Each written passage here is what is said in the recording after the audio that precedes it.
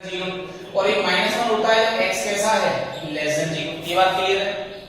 अब देखो, तो जैसे आप यहाँ पे वैल्यूज को रखोगे तो इनका प्रोडक्ट करा दो आप। अच्छा, ये एफ एक्स बराबर तो एक्स है फॉर ऑल एक्स के लिए, किसके लिए? फॉर ऑल एक्स के लिए है ये। तो देखो ध्यान देना, तो अगर मैं इसको चाहूं तो x ग्रेटर देन जीरो के लिए, और यहाँ जीरो रखोगे तो क्या आएगा? जीरो ही आएगा, और यहाँ माइनस रखोगे तो क्या आएगा? ये कितना आएगा? अगर x का वैल्यू कैसा है लेस देन जीरो तो भी क्या है x ही। जैसे आपने माइनस 5 लिया तो माइनस 5 आ जाएगा, 5 लिया तो 5 आ जाएगा, जीरो की जीरो आ रहा है, वो भी आप यहाँ से देख लो। और सिग्नम फंक्शन आपका ये है। अब मान लो मुझे इन दोनों का प्रोडक्ट कराना है, प्रोडक्ट। तो जब प्रोडक्ट हम कराते हैं तो दोनों फंक्शनों के डोमेन कैसे लेनी चाहिए? समान लेनी चाहिए। दोनों फंक्शनों के डोमेन कैसे लेनी चाहिए? समान। तो x का वैल्यू ग्रेटर देन जीरो, तो ग्रेटर देन जीरो के लिए 1 है, ये ग्रेटर देन जीरो के लिए कितना है? x है, तो दोनों का प्रोडक्ट कितना हो जाएगा? 1 into x। जब x का वैल्यू जीरो है तो जीरो के लिए जीरो, जीरो के लिए जीरो, तो प्रोडक्ट कितना आएगा? 0 into 0।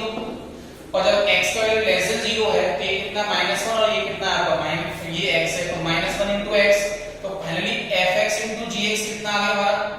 ये आ गया x जब x ग्रेटर देन जीरो है, और ये कितना है? जीरो जब x कितना है? जीरो है। ये क्या है? -x जब x कैसा है? Less than zero. अगर थोड़ा सा ध्यान से देखोगे ना, ये तो आपको मापांक फलन दिख देगा, और मापांक फलन का ग्राफ बनाओगे ना, तो मापांक फलन का ग्राफ बनाएंगे तो कैसा बनता था?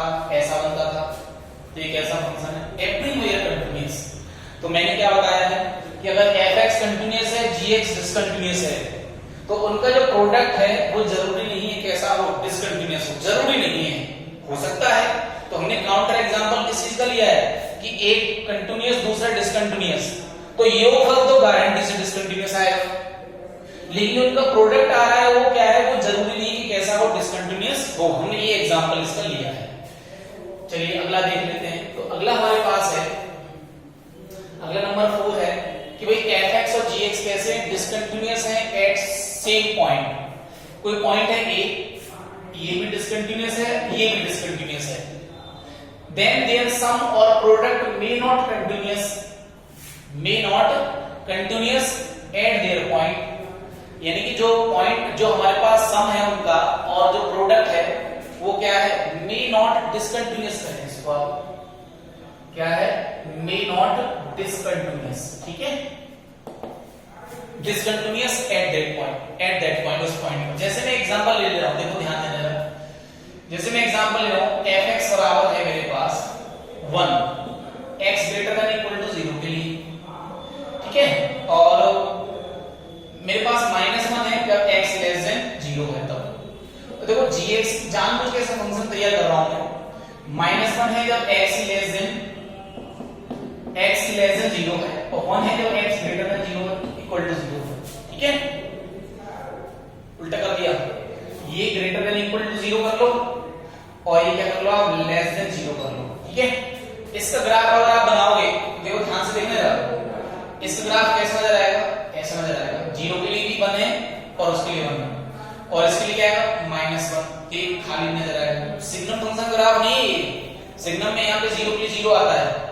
अब जैसे मैं इसका ग्राफ बनाऊं, जैसे ग्राफ क्या बनेगा? देखो इसका ग्राफ क्या बनेगा? इसका ग्राफ बनेगा 0 या 0 से बड़े के लिए -1, यानी ऐसा कुछ रहेगा ग्राफ, और लेस देन 0 के लिए क्या रहेगा? 1 रहेगा। क्या रहेगा? 1 रहेगा। ठीक है सर, तो इसका क्या मतलब हुआ? जो फंक्शन है हमारे पास, मतलब ये भी फंक्शन है, ये भी फंक्शन है, कोई दिक्कत ही नहीं। ठीक है, यूनिक वैल्यू देगा। अब मैं ना इनके योग कर लेता हूं, योग। तो योग जब हम करते हैं दो फंक्शनों का, तो उनका जो डोमेन है वो क्या होना चाहिए? कॉमन होना चाहिए, यानी fx प्लस gx। जब मैं इनको जोड़ रहा हूं तो ये वैल्यू इसमें जुड़ेगी। क्यों जुड़ेगी? क्योंकि ये वैल्यू 0 0 से बड़े के लिए, ये 0 0 से बड़े के लिए, तो 1 और -1 जुड़ेंगे तो क्या आ जाएगा? 0 आ जाएगा, x greater than equal to 0 के लिए, और यहां पे दोनों जोड़ेंगे तो कितना आएगा? 0 आ जाएगा, x लेस देन किसके लिए? 0 के लिए। तो अब जैसे आप इनका ग्राफ बनाओगे, तो सबके लिए 0 आ रहा है, तो सबके लिए 0 आ रहा है, तो ग्राफ क्या बनेगा? ये x एक्सिस आ जाएगी ना खुद अपने आप में। ये क्या आ जाएगा ग्राफ हमारा? x एक्सिस, इससे x एक्सिस ही खुद आ जाएगी अपने आप में। ठीक है ना, तो फंक्शन हमारे पास कैसा हो गया? कंटीन्यूअस हो गया, यानी हमेशा 0 आ रहा है, कंटीन्यूअस हो गया, LHL RL सब एग्जिस्ट कर जाएगी। तो हमने क्या कहा? हमने कहा देन देयर सम और प्रोडक्ट मे नॉट डिसकंटिन्यूअस, जरूरी नहीं है डिसकंटिन्यूअस हो सकता है डिसकंटिन्यूअस हो, लेकिन ये भी जरूरी नहीं कि वो डिसकंटिन्यूअस हो ही हो। तो मे नॉट डिसकंटिन्यूअस हो सकता है, डिसकंटिन्यूअस ना हो, यानी कैसा हो, कंटिन्यूअस हो। तो मैंने ये फंक्शन लिया, कैसा फंक्शन था बताओ, ये फंक्शन कैसा है, डिसकंटिन्यूअस है, ग्राफ बताया मैं अभी। ये फंक्शन कैसा है, डिसकंटिन्यूअस है, ग्राफ बनाया मैंने तीन का। पर मैंने जब इनको जोड़ा तो जो हमारे पास जो ग्राफ नजर आ रहा है वो क्या आ रहा है, एक्स एक्सिस नजर आ रही है, जो क्या है, कंटिन्यूअस है एवरीवेयर। ये बात ठीक है। चलिए सर, अब मैं मान लो इनका प्रोडक्ट कर देता हूं, तो fx * gx। तो जब आप इनका प्रोडक्ट करोगे, यानी कि fx का मल्टीप्लाई आप किसमें करेंगे, gx में करेंगे, तो क्या आएगा देखो, ये greater than equal to 0, greater than equal to 0, common domain का मल्टीप्लाई हो, ध्यान रखना। तो 1 * -1 ये मिलेगा, यानी x कैसा है, ग्रेटर देन इक्वल टू 0। अब इनका मल्टीप्लाई करोगे तो क्या मिलेगा, -1 मिलेगा x < 0 के लिए। देख लो प्रोडक्ट क्या आ रहा है, यानी जैसे ही आप इनको डिफाइन करोगे तो सारे के सारे वैल्यूज के लिए फंक्शन का वैल्यू क्या है, -1 आ रहा है, ऑलवेज -1 आ रहा है। तो ये 0 है, तो लाइन हमारे पास कैसे आएगी, ऐसे आएगी, ये लाइन बन जाएगी। यानी जो ग्राफ है वो कैसा आ रहा है, कंटीन्यूअस आ रहा है। जो ग्राफ है वो कैसा आ रहा है, कंटीन्यूअस आ रहा है, यानी पैरेलल टू किसके, एक्स एक्सिस के। तो हमने इसमें ये बताया कि अगर फंक्शन हमारे पास दोनों के दोनों डिसकंटीन्यूअस है किसी पॉइंट पर, ठीक है ना, तो उनका योग हम करें बाय द वे, तो जरूरी नहीं है वो डिसकंटीन्यूअस है, हो सकता है आए, लेकिन ये जरूरी नहीं है, थ्योरम नहीं बना सकते आप कि डिसकंटीन्यूअस है दो फंक्शन, तो इन दोनों का जो योगफल है वो कैसा आ गया होगा, डिसकंटीन्यूअस ही आ गया होगा, ऐसा हम नहीं कह सकते। जो प्रोडक्ट है वो भी इनका डिसकंटीन्यूअस आया होगा, ऐसा हम नहीं कह सकते। अब बात आती है every polynomial is everywhere continuous. अगर कोई बहुपद है, देखो मैंने आपको एक बात और बताई थी, अगर मान लो हमारे पास कोई फंक्शन है, ठीक है ना, अगर फंक्शन है तो अगर मुझे चेक करना है कि कंटीन्यूअस कहां नहीं है, तो देखो जिन पॉइंटों पर फंक्शन का वैल्यू एग्जिस्ट नहीं करेगा, तो ऑब्वियस सी बात है उस जगह फंक्शन ग्राफ क्या हो गया होगा, ब्रेक हो गया होगा, तो कंटीन्यूअस नहीं होगा ना। तो मैं वही कहना चाह रहा हूं कि अगर मान लो मेरे पास कोई बहुपद है fx = x की घात 3 + 2x² + x + 1, ये बहुपद है 3 घात का। अब आप इसमें x का वैल्यू कुछ भी रखोगे तो वैल्यू तो आपको मिलेगा, कोई भी रियल नंबर रखोगे तो आपको कोई ना कोई तो वैल्यू मिलेगा। इसका क्या मतलब हुआ कि जो फंक्शन है वो हमारा क्या रहेगा, ऑलवेज कंटीन्यूअस रहेगा।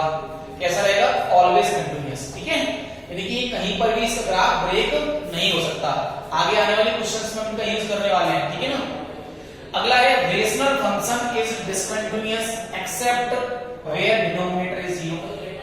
यानी कि जो रेशनल फंक्शन होते हैं, रेशनल फंक्शन बताओ कैसा होता है, तो fx = gx/hx, gx/hx, जहां gx क्या है, बहुपद, और hx क्या है, बहुपद, यानी कि क्या है, polynomial. What is it, polynomial. ये भी पॉलिनोमियल है और ये भी क्या है, पॉलिनोमियल है, ठीक है, ये बात है। तो देखो सीधी बात है, आप x का वैल्यू कुछ भी रखोगे तो पॉलिनोमियल का वैल्यू 100% कुछ तो मिलेगा और इसका वैल्यू कुछ मिलेगा। लेकिन समस्या हमें कब खड़ी रहेगी हमारे सामने, समस्या हमारे सामने तब खड़ी रहेगी जब इस पॉलिनोमियल का वैल्यू क्या हो जाएगा, 0 हो जाएगा, क्योंकि नंबर अपॉन 0 इनफाइनाइट देगा। अगर या तो 0/0 बन जाएगा फिर भी दिक्कत खड़ी रहेगी। तो हम ये कहना चाह रहे हैं कि ये हमेशा कंटीन्यूअस होता है, एक्सेप्ट उन पॉइंटों पे नहीं होगा जहां पे इसका डिनोमिनेटर क्या हो जाएगा, 0 हो जाएगा। जैसे मैं एक एग्जांपल ले रहा हूं, x² + x + 1/x - 1, ये क्या है, ये हमारे पास कैसा फंक्शन है, ये एक हमारे पास कैसा फंक्शन है, रेशनल फंक्शन है, परिमेय फलन है, परिमेय फलन। तो इसमें हम देख रहे हैं कि जो अंश है हमारे पास, जो अंश है ये बहुपद है और ये भी एक बहुपद है, ये 2 घात का एक घात का है। अब आप x कुछ भी रखोगे, गारंटी से कुछ ना कुछ वैल्यू देगा आपको, लेकिन समस्या कब खड़ी कर देगा, जब आप इसमें x का मान कितना रखेंगे, 1 रखेंगे, तब ये कितना आ जाएगा, 0 आ जाएगा। और नंबर अपॉन 0 एग्जिस्ट नहीं करेगा तो फिर कंटीन्यूअस होगा फंक्शन, वहां पे नहीं होगा, क्योंकि उस जगह पे ग्राफ ही नहीं बना होगा ना हमारा, इसलिए ऐसा है। चलिए अगला देख लेते हैं। अगला हमारे पास है पॉइंट है, काफी इंपॉर्टेंट है, इसका हम बहुत यूज करने वाले हैं कि लघुगुणक फंक्शन। तो लघुगुणक फंक्शन देखो, जब हमारे पास बेस होता है ग्रेटर देन 1, ग्रेटर देन 0, जब बेस हमारे पास क्या होता है, ग्रेटर देन 0, यानी a जो है ग्रेटर देन कैसा है,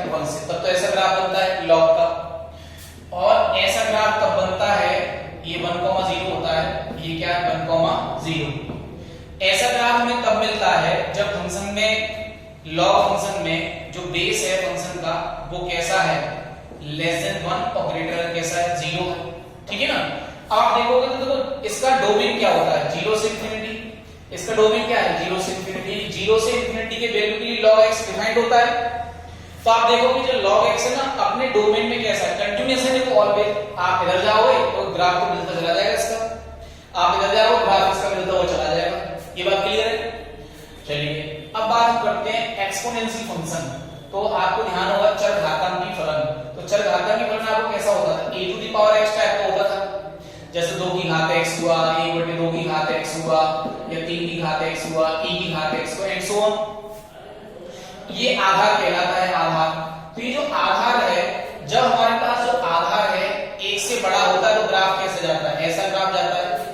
और जब आधार होता है 1 से छोटा तो ग्राफ हमारा कैसे जाता है, ऐसे जाता है। तो आप देखोगे पूरी रियल लाइन पर कैसा है, कंटीन्यूअस लगातार फंक्शन चल रहा है। पूरी रियल लाइन पर फंक्शन कैसा है, कंटीन्यूअस नहीं लगातार फंक्शन चल रहा है। तो फंक्शन कैसा हो गया, कंटीन्यूअस हो गया। ये बात ठीक है। तो यानी कि मैं कह सकता हूं, अच्छा इसका डोमेन क्या होता था बताओ, डोमेन होता था इसका r, सारे रियल नंबर, कुछ भी रखो जो आपके मन करे। तो इसका क्या मतलब हुआ कि जो एक्सपोनेंशियल फंक्शन है अपने डोमेन में कैसा है, कंटीन्यूअस है। ठीक है। अब बात आती है ट्रिग्नोमेट्रिक फंक्शन। तो ट्रिग्नोमेट्रिक फंक्शन जैसे हमारे पास sin x है मान लो, तो sin x का आप ध्यान दोगे तो sin x का हमारे पास कैसा होता है, ऐसा ग्राफ होता है। ठीक है, ये ग्राफ होता है। इसका डोमेन क्या होता है, r। तो r अपने डोमेन में हमेशा चलता चला जाता है, हमेशा चलता चला जाता है। यानी कभी कंटीन्यूअस है, कभी डिसकंटीन्यूअस है, कभी नेवर। ऐसे cos x का ग्राफ आप बनाओगे तो cos x का ग्राफ भी आप देखोगे कि वो भी कैसा है, कंटीन्यूअस होगा। कैसा होगा, कंटीन्यूअस होगा अपने डोमेन में। It is also continuous in its domain. फिर आप देखोगे कि tan x की बात कर रहे हैं भैया, तो tan x की जो बात हम कर रहे हैं तो tan x का ग्राफ हमारा कैसा बनता है, देखो tan x का ग्राफ हमारा कुछ ऐसा बनता है, ध्यान करो आप, ऐसा ग्राफ बनता था। ठीक है, मैं थोड़ा जल्दी बना रहा हूं। तो ऐसा जैसे 0, ये π/2, ये पाई, ये 3π/2। जैसे मैं इधर बना लेता हूं, देखो ये ग्राफ हो गया हमारा। ठीक है, ये हो गया, ये आपका माइनस का π/2, ये माइनस का पाई, ये माइनस 3π/2। देखो ये π/2, 3π/2, माइनस π/2, माइनस, इन पर कंटीन्यूअस नहीं है, लेकिन अदर पॉइंटों पे तो कंटीन्यूअस है। तो आप मुझे बताओ क्या π/2, 3π/2, माइनस π/2, माइनस 3π/2 tan के डोमेन में होते थे, नहीं होते थे। जब हमने फंक्शन पढ़ाए थे आपको तब ये tan के डोमेन में होते ही नहीं। तो अपने डोमेन में कम से कम यहां से यहां तो कंटीन्यूअस है, यहां से यहां कंटीन्यूअस है, इन पर कंटीन्यूअस नहीं। देखो ब्रेक आ गया, इसमें ब्रेक आ गया, जंप आ गया, वो जंप। ठीक है ना। तो मैं पूछूंगा एक बताओ π/2 कैसे डिस्कंटिन्यूटी है, तो कैसी जंप डिस्कंटिन्यूटी, और वो भी इनफाइनाइट टाइप की। तो बताओ ये रिमूवेबल है कि नॉन रिमूवेबल है, तो नॉन रिमूवेबल है। ये भी इसको आप हटा ही नहीं पाओगे, यानी आप कोई वैल्यू इसको आप π/2 पर फंक्शन को नहीं प्रोवाइड कर सकते। यानी tan x को आप ऐसी कोई वैल्यू प्रोवाइड नहीं कर सकते जिससे LHL फंक्शन का मान π/2 पर बराबर हो जाए। ये बात समझ में आ गई। ठीक है ना। ऐसे cot x, sec x, cosec x के भी जो ग्राफ है उनको आप देख लो। cot x क्या है, पाई के मल्टीपल्स पे कंटीन्यूअस नहीं होता है क्योंकि वो उसके डोमेन में नहीं होते। ऐसे sec x की बात करोगे तो जो sec x है वो क्या है, π/2 के मल्टीपल्स पे नहीं होता। यानी कि जो sec x है, अगर आप sec x को देखोगे तो 1/, कितना होता है, cos x। तो cos 0 कब होता है, cos x 0 कब होता है, 2n - 1 π/2। ठीक है ना। यानी π/2 के मल्टीपल्स पे 0 हो जाता है, यानी ऑड मल्टीपल्स पे 0 हो जाता है, तब ये sec x डिफाइन नहीं होता, यानी इन पॉइंट पे डिसकंटीन्यूअस होगा। वैसे भी sec x के डोमेन में ये आते हैं, नहीं आते, क्योंकि ये sec x के डोमेन में नहीं आते तो इनमें कंटीन्यूअस भी नहीं होता। समझ ना बात। तो अपने डोमेन में तो कंटीन्यूअस होंगे ना, जो वैल्यू है इसके डोमेन में, प्रांत में जो वैल्यू है उनके लिए कंटीन्यूअस होगा। ठीक है ना। चलिए अगला है हमारे पास ITF। जितने भी इनवर्स फंक्शन है उनका ग्राफ देखो, उनका अगर आप ग्राफ देखोगे तो आपको पता है, जैसे ये ग्राफ किसका होता है, ये ग्राफ आपका होता है इसका, ये π/2 है, ये माइनस का π/2 है, ये 1 है, ये -1 है। ये किसका है, साइन का है। तो ये अपने डोमेन में कैसा होता है, कंटीन्यूअस होता है। ठीक है ना। ऐसे cos, tan, sec, cosec inverse, sec inverse tan। Modulus function आपका क्या होता है, देखो मॉडुलस फंक्शन क्या होता है, ये फंक्शन कैसा होता है, मॉडुलस फंक्शन होता है। ठीक है। फिर है ये सब क्या होते हैं। अब अच्छा, मॉडुलस फंक्शन का डोमेन क्या होता है, आर होता है। तो ये पूरी रियल लाइन पे कैसा होता है, कंटीन्यूअस, लगातार चलता चला जाता है। और मैंने फ्रैक्शनल पार्ट फंक्शन के लिए आपको बता दिया। तो फ्रैक्शनल पार्ट फंक्शन हमारा कैसा होता था, यानी फ्रैक्शनल पार्ट फंक्शन कैसा होता है, इस तरह का होता है। और ये जो फ्रैक्शनल पार्ट फंक्शन है हमारा, ठीक है ना, ये क्या होता है, ये इंटीजर पॉइंटों पर डिसकंटीन्यूअस होता है। इंटीजर पॉइंटों यानी पूर्णांकों पर कैसा है, ये डिसकंटीन्यूअस, ठीक है ना, यानी पूर्णांकों पर ये संतत नहीं है, असंतत है, असंतत है, ठीक है ना। अब जैसे ग्रेटेस्ट इंटीजर फंक्शन का ग्राफ हमारा क्या था, मैंने क्लास में सारे ग्राफ बनवा रखे हैं, ठीक है, जो नहीं बनना है उसको बना सकते हो। तो ये हो गया। तो ये कहां पे डिसकंटीन्यूअस है, 1 2 3, ठीक है ना, -1 -2, ये भी पूर्णांकों पर डिसकंटीन्यूअस है, ये भी पूर्णांकों पर डिसकंटीन्यूअस है, ठीक है ना, पूर्णांकों पे कैसा है, डिसकंटीन्यूअस है। चलिए इसके बाद हम देखने वाले हैं इसमें कि किसी भी इंटरवल में continuity of a function, continuity of function in an interval, ठीक है, किसी भी इंटरवल में किसी फंक्शन की कंटिन्यूटी को चेक करना। अब आप समझो, मान लो मेरे पास दो तरह के इंटरवल हैं। एक इंटरवल मेरे पास है पहला इंटरवल है क्लोज्ड इंटरवल a, b, दूसरा इंटरवल मेरे पास है ओपन इंटरवल a, b, ठीक है, तीसरा है मेरे पास semi closed interval a, b, और चौथा है मेरे पास semi open interval a, b, ठीक है, ये इंटरवल है मेरे पास। अब बात आती है कि इनमें फंक्शन हमारे पास कंटीन्यूअस किस तरह से चेक करना है, ध्यान दीजिएगा। तो देखो इसमें कितने पॉइंट हैं, इनमें how many points are there, infinite point. कितने पॉइंट हैं इसको बताओ यार, इनफाइनाइट पॉइंट है भाई इसमें। तो देखो इनफाइनाइट पॉइंट अगर इनके अंदर है तो क्या संभव है कि हर एक पॉइंट पर आप चेक कर पाओ, नहीं चेक कर पाएंगे। तो अब हम क्या करने वाले हैं, थ्योरम्स ऑन कंटिन्यूटी। अब हम जो यूज करने वाले हैं वो किसका यूज करने वाले हैं, थ्योरम्स ऑन कंटिन्यूटी का इस्तेमाल करने वाले हैं इस पॉइंट पर, ठीक है ना। जो हमारे पास थ्योरम्स ऑफ कंटिन्यूटी है उसका हम इस्तेमाल करेंगे। अब आप देखो ध्यान से देखना, जैसे मान लो मुझे इस फंक्शन को, किसी फंक्शन को ओपन इंटरवल a, b में देखना है, ये शामिल नहीं है और ये भी पॉइंट हमें शामिल नहीं है। तो मुझे एक तो ये पॉइंट छोड़ना है और ये पॉइंट छोड़ना है। तो अगर हमारे पास ओपन इंटरवल a, b में आप फंक्शन को कंटीन्यूअस देखना चाह रहे हो तो इस पूरे ओपन इंटरवल में except a and b, a और b के अतिरिक्त अगर आप देखोगे तो फंक्शन का ग्राफ है वो कैसा होना चाहिए, लगातार होना चाहिए। फंक्शन का ग्राफ कैसा होना चाहिए, लगातार। तो फंक्शन कैसा होगा, ओपन इंटरवल में कंटीन्यूअस हो जाएगा। अब बात आती है क्लोज इंटरवल में कैसे देखना, देखो जरा क्लोज में। तो क्लोज में हम कैसे देखेंगे कि जो b है ना, b इस पर तो एडजस्ट करनी चाहिए LHL एट b, यानी कि LHL तो देखेंगे हम b पर और RHL हम कहां देखेंगे, RHL हम कहां देखेंगे बताओ जरा। RHL हम देखेंगे कहां पे, एट x बराबर a पर। a पर तो आपको RHL निकालनी पड़ेगी और LHL कहां पे निकालनी पड़ेगी, b पर। और ये राशि कैसी आनी चाहिए, फाइनाइट आनी चाहिए। कैसी आनी चाहिए, फाइनाइट आनी चाहिए। ये राशि कैसी आनी चाहिए, फाइनाइट आनी चाहिए। और किसके बराबर आनी चाहिए, फंक्शन का मान b पर और फंक्शन का मान किस पर, a पर। तो ये फंक्शन जो है क्या हो जाएगा, b पर कंटीन्यूअस कहलाएगा और a पर कैसा कहलाएगा, कैसा कहलाएगा, कंटीन्यूअस। अच्छा इस पॉइंट में हमने RHL क्यों नहीं देखी है, क्योंकि हमारे पास ग्राफ ही अवेलेबल नहीं है इसके अंदर। LHL हमने क्यों नहीं चेक किया, क्योंकि इसमें ग्राफ ही अवेलेबल नहीं है, ठीक है ना। नेबरहुड में ग्राफ अवेलेबल नहीं तो उसमें कैसे चेक कर लोगे आप। तो क्लोज्ड इंटरवल में कंटिन्यूटी चेक करने का तरीका मैं बता रहा हूं, वो ये है कि आपको लेफ्ट मोस्ट पॉइंट पर तो आपको क्या देखनी है, RHL, और वो देखना है f ऑफ a के बराबर है कि नहीं। और आपको LHL चेक करनी कहां पे, राइट मोस्ट पॉइंट पर, और वो देखना है कि वो f ऑफ b के बराबर है कि नहीं और फाइनाइट भी है कि नहीं। फिर आपको तीसरा क्या चेक करना है कि ये ओपन इंटरवल a, b में कंटीन्यूअस है या नहीं। अब समस्या आती है कि भाई ओपन इंटरवल a, b में कंटीन्यूअस हम कैसे चेक कर लेंगे, तो बड़ा मुश्किल काम पड़ जाएगा। तो आप जरा ध्यान से देखो, ये जो थ्योरम्स हमने इस्तेमाल किए हैं, ये वाली थ्योरम्स, इनका यूज करने वाले हैं कि भाई इसमें ये कंटीन्यूअस है तो कंटीन्यूअस हो गया, डिसकंटीन्यूअस है डिसकंटीन्यूअस हो गया, ये यहाँ पे कंटीन्यूअस होता है तो यहाँ पे कंटीन्यूअस हो गया। जैसे मैं मान लो बात करूं कि बताओ भाई 10x ओपन इंटरवल -के π/2 से π/2, बताओ इसमें कंटीन्यूअस है कि नहीं। तो by graphical method clearly this function is continuous in -π/2 to π/2। अब बात आती है भाई क्या ये क्लोज्ड इंटरवल -π/2 से π/2 में कंटीन्यूअस है, तो हमारा जवाब है नहीं है। क्यों? क्योंकि -π/2 और π/2 पर इसकी जो लिमिट है वो एग्जिस्ट करेगी क्या? नहीं करेगी। क्यों नहीं करेगी? इस जगह पे RHL फाइनाइट आएगी? नहीं आएगी, इनफाइनाइट आएगी। इस जगह पे LHL कैसी आएगी? इनफाइनाइट आएगी। तो इसका मतलब इस फंक्शन का जो ग्राफ है उस जगह पे एग्जिस्ट नहीं करेगा और ये फंक्शन कंटीन्यूअस नहीं होगा। ऐसे चेक करने वाले इस चीज को, ठीक है ना? तो ये हम चेक करने वाले। अब जैसे मान लो ये है semi closed interval a, b, तो देखो ये तो खाली रहा होगा, तो यहाँ पे तो आपको ये चीज चेक नहीं करनी है, ठीक है ना? ये चेक करना है केवल, यानी कि a पर तो RHL और फंक्शन का वैल्यू a पर बराबर होना चाहिए, और यहाँ पे आप इसको चेक नहीं करेंगे। और ओपन इंटरवल a, b में फंक्शन कैसा होना चाहिए? कंटीन्यूअस होना चाहिए। ये बात समझ में आ गई?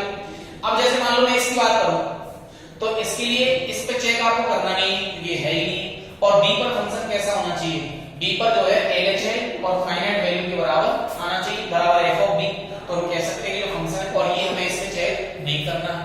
एग्जांपल ले लेता हूं, देखो मैं एग्जांपल लेता हूं, देखो आपके सामने। जैसे देखो मेरे पास ग्राफ है, क्या ग्राफ है? देखो मेरे पास ये ग्राफ है, ये किसका ग्राफ है बताओ? ये ग्राफ मेरे पास है ग्रेटेस्ट इंटीजर फंक्शन का ग्राफ है कि नहीं? बताओ जरा। ये है, ये 0 और ये 1 है। अब मैं आपसे पूछने बैठ जाऊं कि बताओ ये 0 से 1 में सेमी क्लोज्ड इंटरवल 0, 1 में क्या f(x) बराबर ग्रेटेस्ट इंटीजर फंक्शन कंटीन्यूअस है? तो देखो जरा ध्यान से सुनेगा। सबसे पहला काम, clearly greatest integer function is continuous in open interval 0, 1 by graph. ये स्टैंडर्ड लिमिट है, स्टैंडर्ड जो थ्योरम से ऊपर अप्लाई कर रहे हैं, ध्यान रखिएगा। अब नंबर सेकंड आता है, देखो यहाँ पे तो आप चेक नहीं करोगे, कहां चेक करोगे? इस पॉइंट पर, क्योंकि ये तो खाली हो गया, क्योंकि ये तो आपसे पूछा ही नहीं जा रहा। ओपन लगा दे ना, ओपन, तो 1 की तो डिस्कशन ही नहीं हो रहा है। आप तो 0, 1 पे, इस पे देखो 0 पर, तो जैसे आप 0 पर देखो तो 0 पर क्या निकालना पड़ेगा? RHL निकालनी है आपको। तो RHL कहां पे निकालनी है आपको? 0 पर। तो कैसे निकलेगी बताओ? Limit h tend to 0 f(0 + h), ये निकलेगी। यानी फंक्शन का मान किस पर? 0 + h पर। फंक्शन का मान 0 + h पर निकालना है तो क्या आएगा? Greatest integer function 0 + h। 0 + h कैसी राशि है? 0 और 1 के बीच की राशि गारंटी से। तो इसका फ्रैक्शन पार्ट, सॉरी, इसका ग्रेटेस्ट इंटीजर फंक्शन कितना आएगा? 0 आएगा। इसका ग्रेटेस्ट इंटीजर फंक्शन क्या आएगा? यानी इसका महत्तम पूर्णांक कितना आएगा? 0 आ जाएगा। क्यों? क्योंकि ये अपने आप में जो वैल्यू है वो इंटीजर तो है नहीं। अगर इंटीजर नहीं है तो इससे छोटा इंटीजर क्या आएगा? 0 तो आएगा। तो इसका वैल्यू कितना आएगा? 0 आ गया। अब इस पॉइंट 0 पर फंक्शन का वैल्यू निकालना है, कितना आएगा? तो 0 पर कितना है? 0 आ रहा है। तो हमने देखा कि RHL इक्वल टू फंक्शन का वैल्यू 0 पर बराबर कितना आ रहा है? 0 आ रहा है। फाइनाइट वैल्यू हो गई, और फाइनाइट वैल्यू हो गई तो हम कह सकते हैं कि सेमी क्लोज्ड इंटरवल 0, 1 में ये फंक्शन हमारे पास कैसा है? कंटीन्यूअस है। ये बात ठीक है। अब मान के चलो कोई कहता है कि भाई बताओ यार 0, 2 में ये फंक्शन कैसा है? ऐसे कहते हैं तो मतलब यहां से वो यहां तक की बात कर रहा है, तो आप क्या कहने वाले? Clearly this function is clearly, तो कैसे कहने वाले? लैंग्वेज कैसे लिखेंगे? क्लियरली f(x) बराबर greatest integer function is not continuous at x बराबर 1 बिलोंग टू 0, 2। देखो ये जो पॉइंट है वो 0, 2 में है कि नहीं? है। और इस पॉइंट पर फंक्शन कैसा नहीं है? कंटीन्यूअस नहीं है। तो मैं कह सकता हूं कि जो f(x) बराबर ग्रेटेस्ट इंटीजर फंक्शन x है वो सेमी क्लोज्ड इंटरवल 0, 2 में कंटीन्यूअस नहीं है। क्यों? क्योंकि अगर फंक्शन कंटीन्यूअस है तो हर एक पॉइंट पर कैसा होना चाहिए? कंटीन्यूअस होना ही चाहिए, ठीक है ना? अगर किसी एक पॉइंट पर भी डिसकंटीन्यूअस है तो फंक्शन कंटीन्यूअस नहीं कहलाएगा। ये आप ध्यान रखें।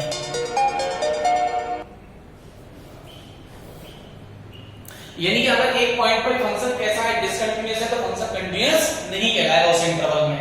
जैसे और देख लो, जैसे मान लो फ्रैक्शनल पार्ट फंक्शन है आपका, सपोज करो जैसे आपका फ्रैक्शनल पार्ट फंक्शन है, जैसे f(x) बराबर है फ्रैक्शनल पार्ट फंक्शन x। अब मैं पूछूंगा आपसे कि x बिलोंग टू 0, 5, बताओ भाई 0, 5 में कंटीन्यूअस है कि नहीं?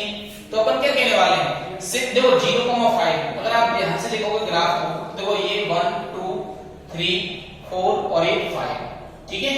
ये 5 है, ये 4 है, ये 3 है, 2 है, सॉरी ये 0, ये 1, 2, 3, 4 और ये 5। ठीक है, ये बात हो गई। अब देखो 0 से 5 मैं पूछ रहा है आपसे, तो मैं क्या कहूंगा, clearly from graph greatest integral function x is not continuous at 0 1 2 3 4 5, hence fx is equal to greatest integral function is not continuous in 0 5। अगर एक पॉइंट पर भी फेल हो रहा है तो उस इंटरवल में फंक्शन कंटीन्यूअस नहीं कहलाएगा। अगर एक पॉइंट पर भी फेल हो रहा है तो कंटीन्यूअस फंक्शन नहीं कहलाएगा, ठीक है ना। तो ये पॉइंट हमारे पास है। जैसे मान लो और भी ग्राफ में ले लेता हूं, चलो जैसे मेरे पास है fx बराबर 10x है, ठीक है 10x। मैंने क्या बताओ, ये क्लोज्ड इंटरवल 0 से पाई में फंक्शन जो है ये कंटीन्यूअस है कि नहीं, तो ध्यान से अगर आप देखोगे तो देखो 10x ग्राफ ये बनता है आपका, ये बनता है ग्राफ आपका कहां से कहां तक, ये हो गया 0 π/2 और ये क्या हो गया पाई, तो 0 से पाई में ये ग्राफ है। तो क्या ये फंक्शन π/2 पर कंटीन्यूअस है? नहीं है। तो जिस इंटरवल में कंटिन्यूटी पूछी गई है उसके एक कम से कम एक पॉइंट पर फंक्शन कैसा आ रहा है, कंटीन्यूअस आ रहा है। तो क्या ये फंक्शन 0 π/2 में कंटीन्यूअस है? नहीं है।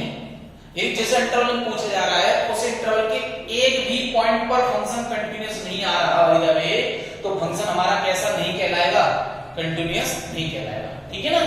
तो दैट्स ऑल, और अगली क्लास में देख लेते हैं इनके उपयोग।